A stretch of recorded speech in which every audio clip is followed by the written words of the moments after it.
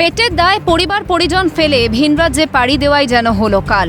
অন্ধ্রপ্রদেশে ঠিকা শ্রমিকের কাজ করতে গিয়ে প্রাণ হারাতে হলো ফরাক্কার ইমামনগরের বাসিন্দা কাদির শেখকে। গোটা একদিন নিখোঁজ থাকার পর অন্ধ্রপ্রদেশের রেললাইনের ধার থেকে শ্রমিকের মৃতদেহ উদ্ধার হয়। পরিবারের অভিযোগ, ঠিকাদারের কাছে বেশ কিছু টাকা বাকি রয়ে গিয়েছিল কাদিরের। সেই ঠিকাদার অন্ধ্রপ্রদেশে ডেকে নিয়ে গিয়ে তাকে পিটিয়ে খুন করে। কাদিরের শরীরে একাধিক আঘাতের চিহ্ন দেখেই মূলত মারধরের জেরে খুন বলে অনুমান পরিবারের। যিনার কাজ করছে যে কন্ট্রাক্টরের, উনি পয়সা প্রথম ভালো দিয়েছিল, শেষ দিকে প্রায় 1-1.5 বছর পর থেকে পয়সা মানে 16 দিত। কত কাজগুলো 50,000 টাকার, কত 10-15,000 বাকি রেখে দিল, কত কাজগুলো 80-90,000 টাকার, কত 20,000 বাকি রেখে দিল। এই মতো করতে করতে করতে ইনি কিন্তু লিখে রাখে। ইনাকে আবার বলে যে দাদা আমাকে পয়সাটা দেন, আমরা কঠিন শাস্তি চাই। আমরা শাস্তি চাইছি, আমরা কঠিন শাস্তি চাই, তাদেরকে জন্য অ্যারেস্ট করা হোক। বাড়ির একমাত্র রোজগারের সদস্য ছিলেন কাদির শেখ।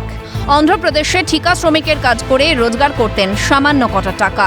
সেই পারিশ্রমিকটুকুও টাইমে না পাওয়ায় ঠিকাদারের সঙ্গে অশান্তির সূত্রপাত। অভিযুক্ত ঠিকাদারের দৃষ্টান্তমূলক শাস্তির দাবি পরিবারের।